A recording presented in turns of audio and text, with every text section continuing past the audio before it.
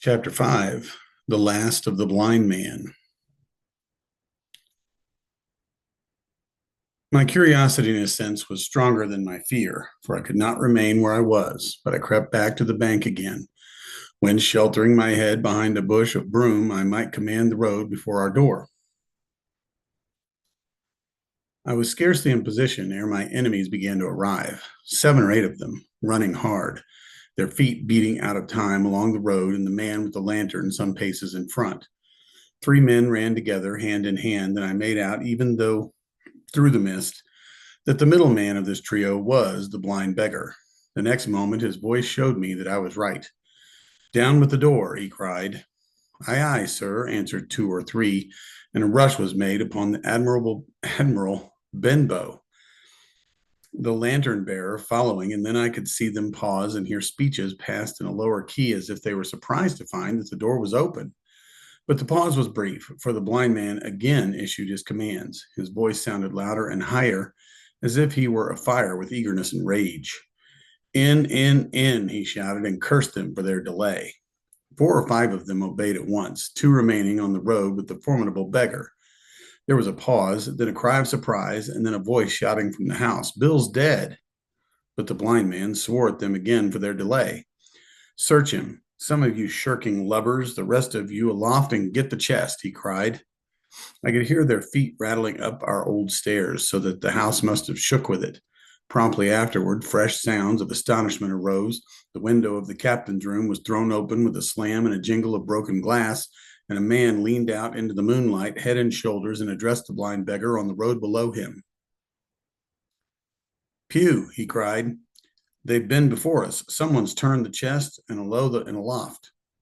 "Is it there?" roared Pew. "The money's there." The blind man cursed the money. "Flint's fist, I mean," he cried. "We don't see it here nohow," returned the man. "Here, you below there, is it on Bill?" cried the blind man again. At that, another fellow, probably him who had remained below to search the captain's body, came to the door of the inn. "Bill's been overhauled already," said he. "Nothing left." "It's these people of the inn. It's that boy. I wish I'd put his eyes out," cried the blind man. Pew. "There were no time ago. They had the door bolted when I tried it. Scatter, lads. Find 'em." "Sure enough, they left their glim here," said the fellow from the window. "Scatter and find 'em. Rout the house out," reiterated Pew, striking with a stick upon the road. Then there followed a great to-do through all our old inn, heavy feet pounding to and fro, furniture thrown over, doors kicked in, until the very rocks re-echoed, and the man came out again, one after another, on the road, and declared that we were nowhere to be found. And just the same whistle that had alarmed my mother and myself over the dead captain's money was once more clearly audible through the night, but this time twice repeated. I had thought it to be the blind man's trumpet, so to speak, summoning his crew to the assault, but now I found that it was a signal from the hillside toward the hamlet, from its effect upon the buccaneers, a signal to warn them of approaching danger.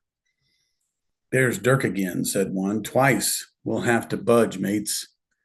"Budge, you skulk," cried Pew. "Dirk was a fool and a coward from the first. You wouldn't mind him.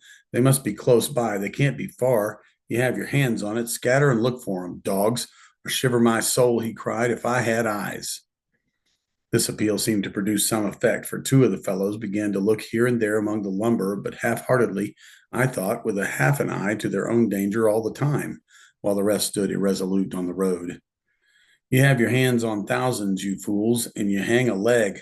You'd be as rich as kings if you could find it, and if you know it's here and you stand there skulking, there wasn't one of you dared face Bill, and I did it, a blind man, and I'm to lose my chance for you. I'm to be poor crawling beggar sponging for rum when I might be rolling in a coach. If you had the pluck of a weevil and a biscuit, you would catch them still."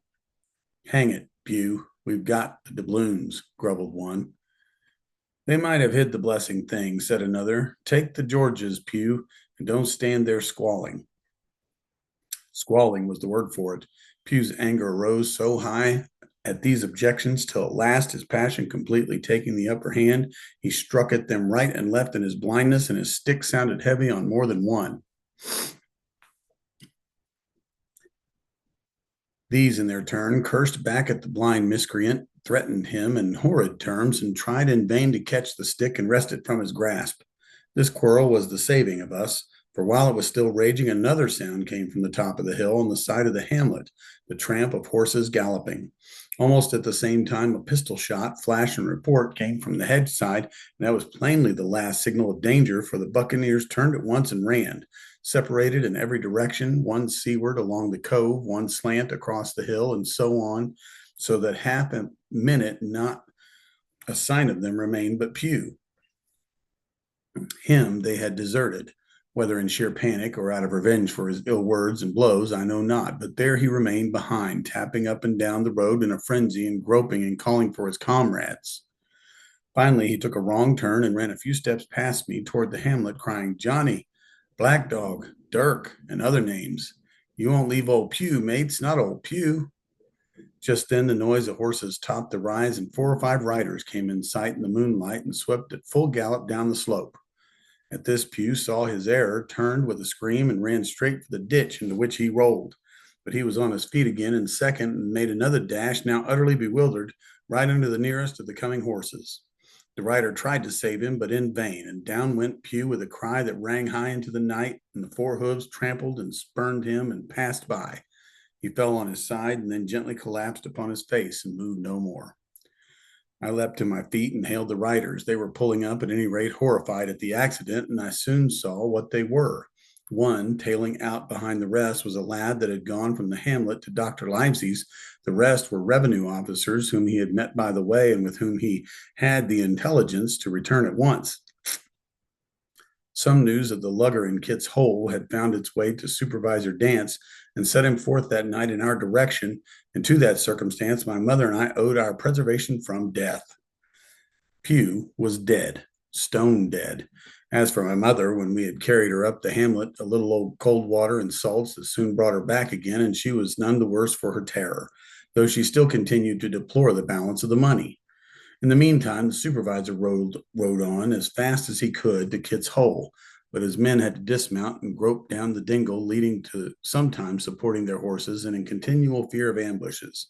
So it was no great matter for surprise that when they got down to the hole, the lugger was already under the way, though still closed in. He hailed her. A voice replied, telling him to keep out of the moonlight or he would get some lead in him, and at the same time a bullet whistled close by his arm. Soon after, the lugger doubled and point and disappeared.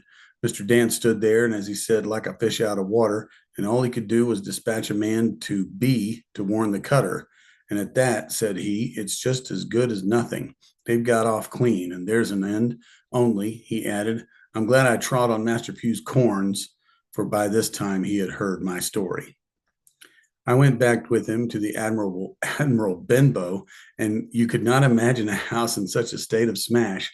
The very clock had been thrown down by these fellows in their furious hunt after my mother and myself, and though nothing had actually been taken away except the captain's money bag and a little silver from the till, I could see at once that we were ruined. Mr. Dance could make nothing of the scene. They got the money, you say? Well then, Hawkins, what a fortune were they after? More money, I suppose? No, sir, not money, I think, replied I. In fact, sir, I believe I have the thing in my breast pocket, and to tell you the truth, I should like to get it put in safety. To be sure, boy, quite right, said he. I'll take it if you like.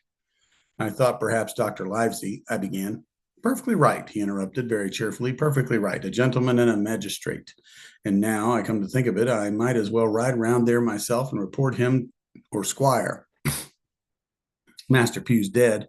When all's done, not that I regret it, but he's dead, you see, and people will make it out against an officer of His Majesty's revenue if I make it out they can. Now, I'll tell you, Hawkins, if you like, I'll take you along. I thanked him heartily for the offer, and we walked back to the hamlet where the horses were, and by the time I told mother of my purpose, they were all in the saddle. Dogger, said Mr. Dance, you have a good horse. Take up this lad behind you. As soon as I was mounted, holding on to Dogger's belt, the supervisor gave the word, and the party struck out, bouncing the trot road to Dr. Livesey's house.